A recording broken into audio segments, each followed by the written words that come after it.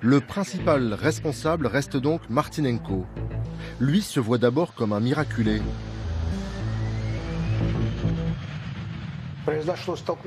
Les roues de l'avion sont passées tout près de ma tête, à 10 cm près. Et puis le capot arrière de ma machine a été arraché.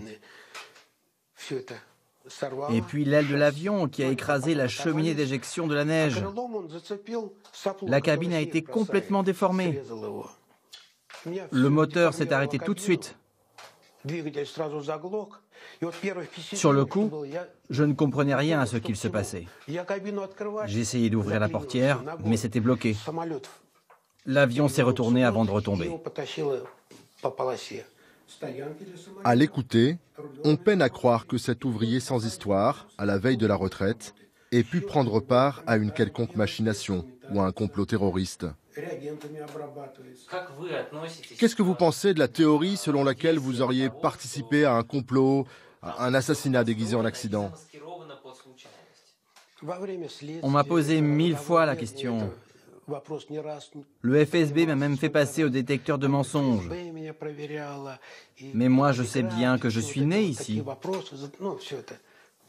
que je n'ai jamais quitté le pays, à part pour mon service militaire en Allemagne de l'Est.